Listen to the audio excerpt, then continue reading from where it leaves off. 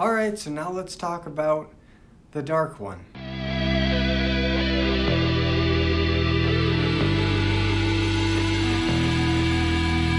Indiana Jones and the Temple of Doom. So the Temple of Doom is the second Indiana Jones movie made by Steven Spielberg and George Lucas. Lawrence Kasdan is not involved in this one. Instead, they brought on Willard Huyck and Gloria Katz to write the script, and it shows. And while the two of them have done decent work, they wrote American Graffiti for Lucas back in the 70s, but they also went on to write Howard the Duck for Lucas, so yeah, that did not go as well. And the writing in Temple of Doom is somewhere in the middle. Now, Temple of Doom is not my favorite Indiana Jones movie. I'm gonna be honest right out the gate. It never really was. And I think part of that is because the first time I saw it, I had a stomach bug.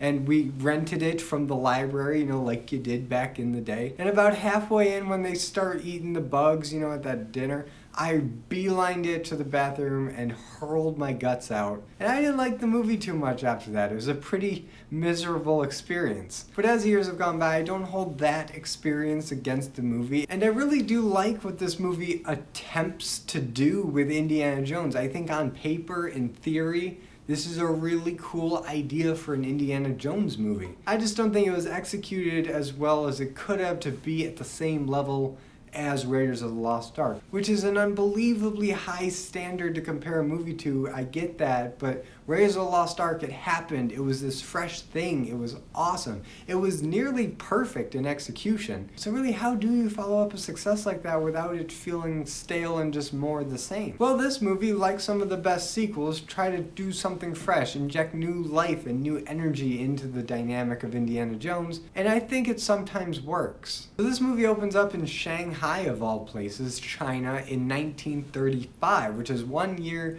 before the events of Raiders of the Lost Ark, which I did not realize for the longest time. I always thought Temple of Doom came after Raiders of the Lost Ark because, that's how trilogies normally work. But no, this one's actually a prequel to Raiders of the Lost Ark. So keeping that in mind, a lot of the direction and character choices are starting to make a lot more sense. But anyway, it's Shanghai 1935, and we open with a musical number. Yeah, remember I said this movie took risks? I guess Spielberg really wanted to direct a musical, which he finally got to do with West Side Story, but in Temple of Doom, he did a full-on anything goes tap routine in the club, and it makes absolutely no sense how this massive soundstage was in the Club Obi-Wan. Yeah, that's called Club Obi-Wan. Haha, nice little in-joke there, Lucas. But even though it is kind of fun to open an Indiana Jones with a musical number in this nightclub, I don't like it. It's just so jarring. It doesn't feel like anything like Indiana Jones. Raiders of the Lost Ark had an excellent opening with this jungle track, and you had this sense of mystery and adventure, and here it's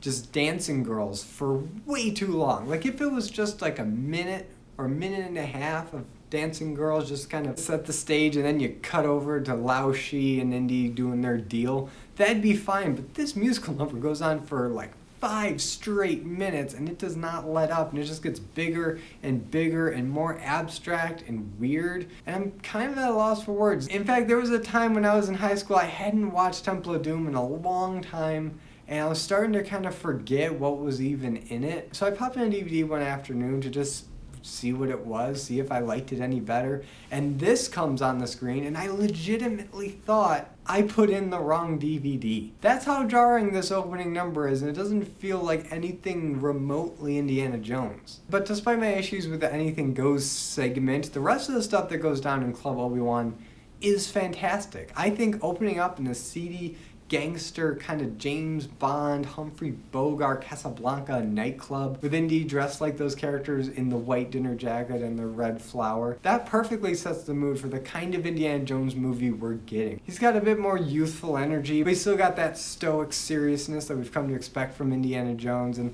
it's just a great scene. And when it devolves into gunplay and balloons and screaming, it feels like a classic Indiana Jones adventure. Like we got a little peek behind the window of what Indy does during the times when he's not on screen, the little adventures in between. Which again, going back to Raiders of the Lost Ark, the Javito's Idol adventure also did that, where you get this kind of like, ooh, not everything is this massively powerful religious artifact. Sometimes he's just going on little side adventures to just do archaeology, to find artifacts and unearth things and secrets. But it's here where we're not just introduced to Indy, we're also introduced to his love interest throughout the movie, Willie Scott, played by Kate Capshaw. And I know what they were going for with Willie. She's supposed to be the classic damsel in distress. She's the kind of James Bond girl that's not a spy. She's a singer, dancer, performer, very easy on the eyes.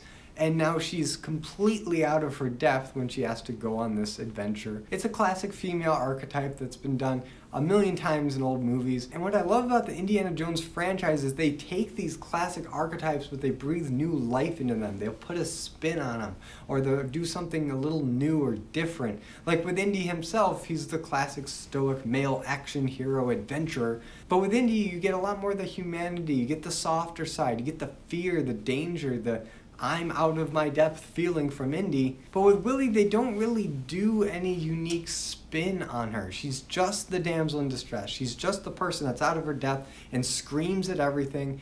And she really gets on my nerves. And I feel bad saying that because for what this movie's going for, it's going for a darker tone generally, but it also injects comic relief in a more broader sense so that it can balance it out a little bit. But they put a lot of the comic relief on Willie screaming and freaking out and being generally annoying, and it just doesn't do it for me. They could have done anything with this character. They could have put any spin on this archetype they wanted, but instead they just played it straight, and it doesn't work. Especially following up Karen Allen's performance of Marion, where yeah, the kind of hard-edged, verbal, sparring, combative woman, that's kind of an archetype in itself, but they put a spin on it. They had her own a bar, they had her father be an archaeologist, they gave her in India history and a backstory that they could play off of, and it was just far more interesting watching them interact than watching these two interact. But Willie isn't the only person that follows Indy on this adventure. Indy's got a partner in this, Short Round. He's this little Chinese kid that follows Indy around. He's the getaway driver when they have to leave the club. And for the most part, I buy their relationship. The actor that plays Short Round, Ki Hoi Kwan, I'm pretty sure I said that wrong, but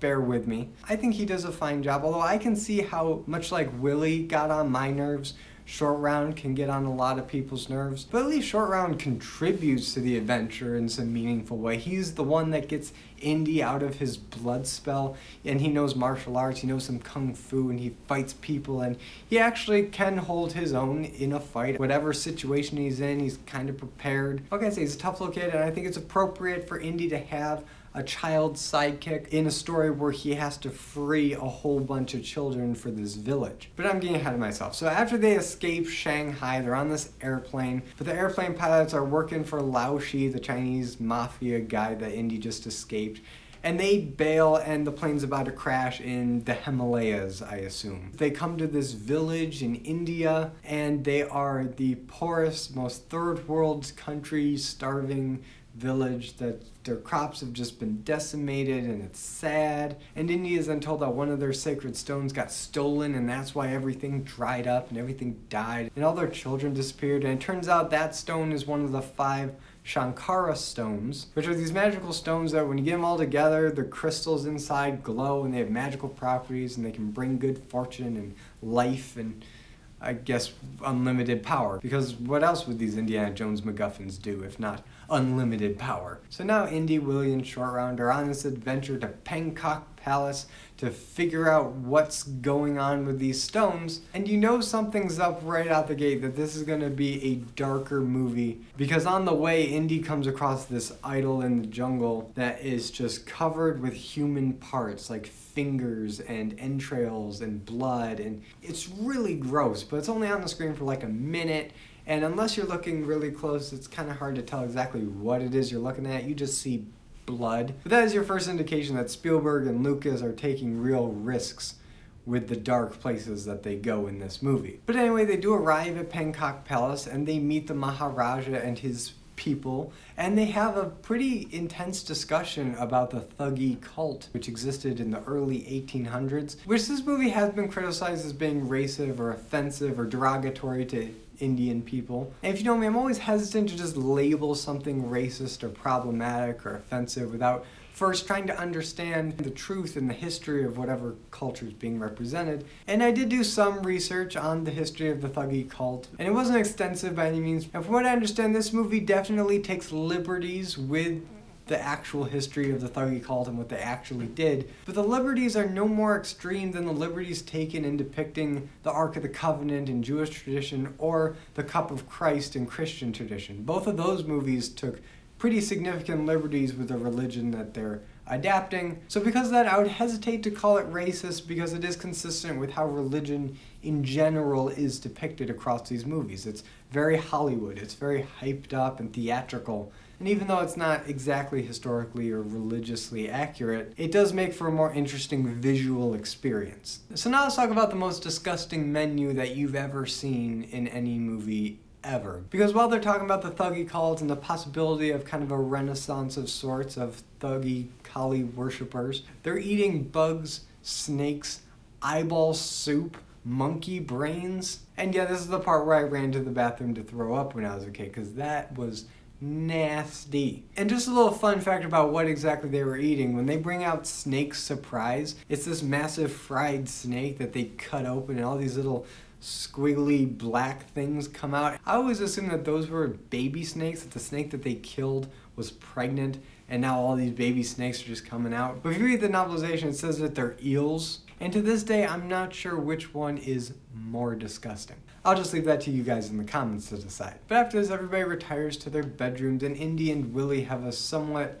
romantic moment. But it's mostly just awkward because you don't really care about these two people as a couple. And Indy doesn't really seem to like her. He just wants to sleep with her in that kind of James Bond womanizer kind of way. Because again, this is a whole year before Raiders of the Lost Ark. He hasn't reconnected and healed his broken heart with Marion. So now he's just kind of taking it out on any woman that he sees. Well, it's an interesting place to have this character in this movie, and it is consistent with the overall story as a whole. It kind of falls flat when the person he's doing it to is as wholly unlikable as Willie Scott. And again, this is the part where I'm like, it's good on paper. I can tell what Lucas and Spielberg were going for with these scenes and this kind of characterization, but the execution just isn't quite there. But that somewhat awkward scene is quickly forgotten because we get an exciting surprise attack in Indy's bedroom where he has to fight off this Thuggee guard, and he whips him and throws the whip up into the ceiling fan. It gets caught in the ceiling fan and he's hanging there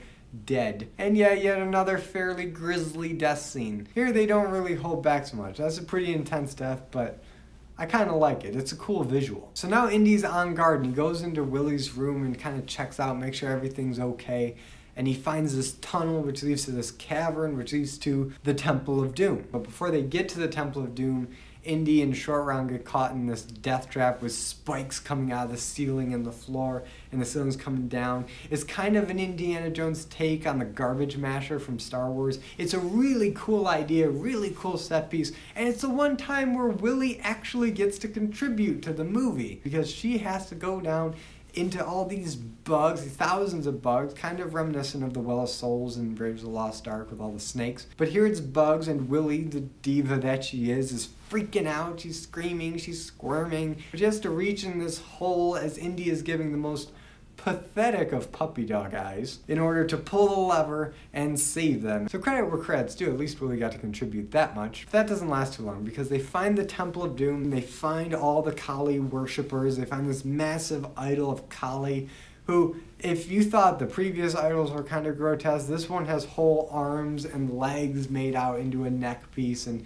human entrails, and it's pretty disturbing. And again, the novelization kind of makes it worse because it goes into detail as to what's actually on her, where in the movie you just kind of barely make it out. It doesn't show it for long, it doesn't really even focus on it, but it is there in the movie, but the descriptions in the book are just truly horrific. And it's in this scene where the PG-13 rating was born officially. Now this movie is still rated only PG, but after this movie came out, the MPAA did not appreciate the darker tone, and seeing a man get his heart ripped out by another man, holding it while it's still beating, and dropping the now heartless man into an inferno of hell and death, and screaming in joy as the heart catches fire, as the man burns.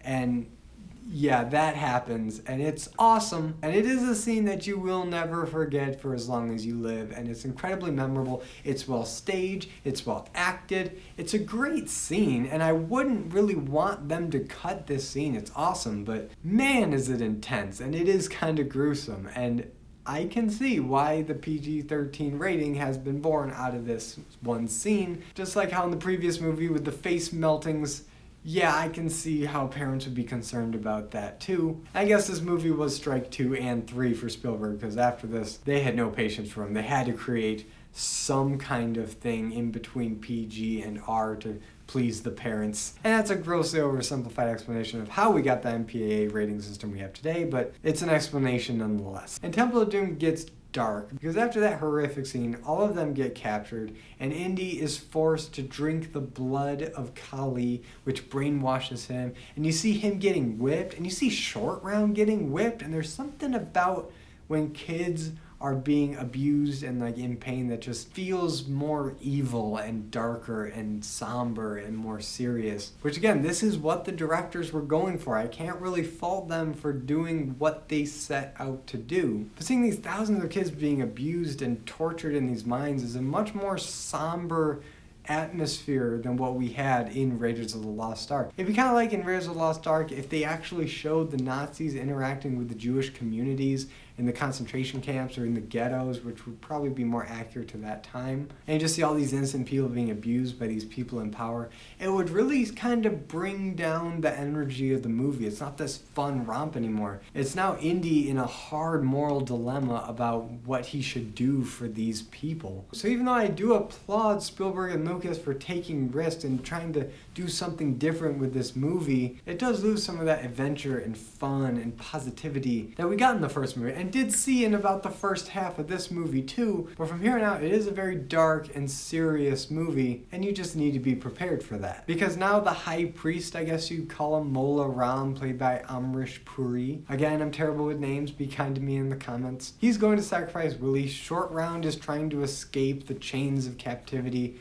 with all the other kids, and Indy is complicit in the sacrifice of Willie because he's under all this mind control from drinking the blood, which Mola Ram even has Indy perform the sacrifice himself. He steps back, calls Indy over, locks her in, and drops her down into the pit, only for Short Round to come running in to fight Indy a little bit, to burn him, which I guess is the antidote to the whole drinking blood, which is never really explained, but again, magic, Hinduism, powers, it really doesn't need to be explained, so I give it a pass. But now Indy's awake, he now needs to save Willie, who's dangling over this fire pit as he's being swarmed with all these thuggy cultists that are trying to fight him. And he does exactly what you'd expect Indiana Jones to do. He fights his way out, saves the girl, goes down into the pits and saves all the kids.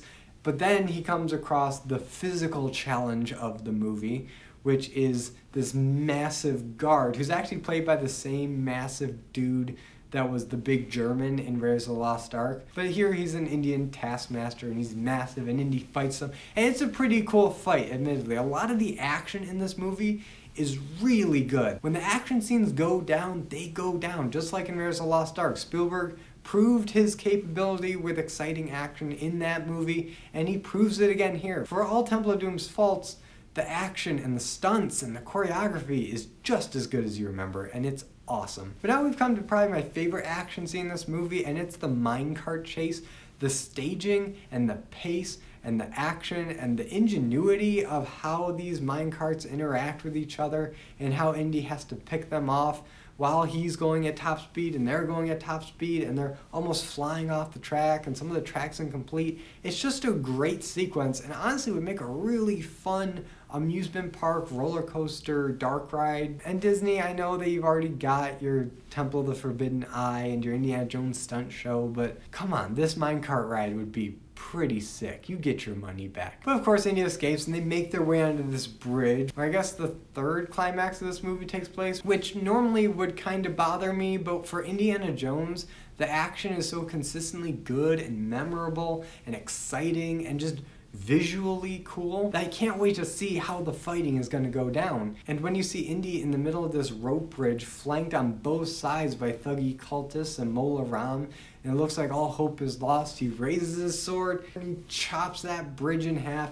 and everybody goes falling down. And the people that don't are clinging to the side, and they're trying to climb up, and they're throwing people over, and they're being eaten by crocodiles below. And scenes like that are why I really do enjoy this movie, and I don't just write it off completely as, oh, it's the bad Indiana Jones movie, because while it's not perfect, and it's definitely a step down in quality from Raiders of the Lost Ark, it's not terrible either. It's just that Spielberg and Lucas and Kasdan, they set such a high standard with that first movie, and it's so hard to top it without just doing the exact same thing again. And again, I respect these guys for taking these risks, because without it, we never would have gotten the minecart chase, or the bridge cut scene, or the opening scene in Club Obi-Wan. These very cool set pieces that feel very Indiana Jones, we never would have gotten if they didn't go in this direction. But then again, there is a moment that just feels kind of out of nowhere, and it's when Indy starts chanting, "You betrayed Shiva, Dom Shiva Gay," and it starts burning a hole in his satchel as him and Mola Ram are fighting over the stones, and the stones start dropping because they're magical. Indy's saying the magic words. But throughout this whole movie, I never really bought into the fact that Indy had learned to appreciate the magic of these stones. At first, he was just in it for the fortune and glory, that these stones are incredibly valuable, probably because of the crystals, and the fact that they glow when they're together, and it's a great museum piece. And then when he found out that all the kids got captured, he had this moral obligation to free the slaves, to free these kids back to the village, and it just didn't sit right with him when the kids were being abused. But then out of nowhere, he starts having faith in Shiva and the magic of the stones, and he starts saying the word, and it works. It starts burning a hole in his bag, and I kind of wish that they had a different way of dealing with Mola Ram and the stones that wasn't that. Because in my review of Raiders of the Lost Ark, I brought up the issue of Indy's faith and his faith journey throughout that movie. And in the beginning of the movie, he says he doesn't believe in magic or superstitious hocus pocus or religion. He's fairly agnostic. He knows a lot about mythology and history and world religions for sure, but he doesn't necessarily believe in them.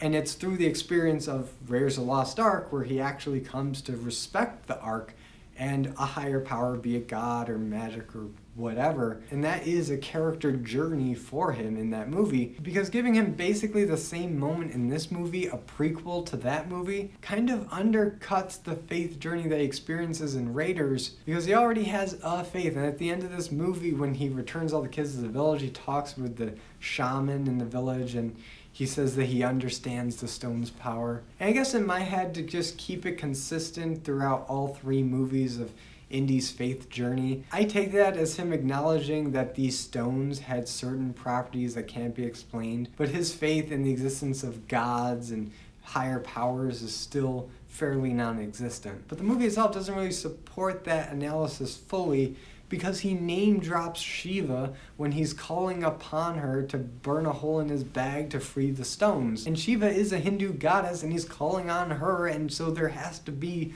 some faith there for him to do that in the first place. But I don't know, it doesn't ruin the movie for me, but it is something that I noticed watching it again and trying to compare his faith journey in that movie to Raiders, and then in the next movie with The Last Crusade. And I do wonder if this change-up of writers had something to do with this inconsistency, because by all other measures, he is the guy that we would expect Indy to be from the beginning of Raiders of the Lost Ark a year prior. And Harrison Ford nails that, even to the point where he looks more in shape in this movie than he does in Raiders of the Lost Ark, and especially in The Last Crusade. He really went to the gym for this movie to pull off kind of a younger, more youthful Indiana Jones. But that's pretty much all I have to say on the Temple of Doom. Upon watching it again, it's not as good as Raiders of the Lost Ark, and it definitely has its flaws, mostly in the love interest and kind of how they handled the faith journey of Indy in this movie. I thought they kind of missed some opportunities. I thought the comedy was pretty hit or miss. It got kind of awkward at times. But the action is still top-notch. Harrison Ford still delivers a great performance. The darker, more somber tone, more often than not, works to the film's advantage. Although I would have liked to see a little bit more of that lighthearted Indiana Jones fun adventure sprinkled in, somewhere in the middle of this movie. It really starts to feel less like an Indiana Jones movie and more of a James Bond movie at times. But with all that taken into account, I do still really like this movie. I'll watch it if I'm in the mood for an Indiana Jones marathon. I won't skip this one. I'll include it. It's fine, but it's just not as seamless and perfect and textbook as that first one is. And in my next video, we'll see how this and Raiders compares to The Last Crusade. But until then, I turn it over to you guys. What do you think about Indiana Jones and the Temple of Doom? Do you like the darker tone? Do you think it's too distracting? Do you like Willie? Do you think she's annoying? Whatever you think, let me know in the comments below. And if you like this video, be sure to give it a like and subscribe for more content, and hit the notification bell to be notified every time I upload a video. And as always, I'm Colby. This is my nerdy talk, and I'll see you in the next video.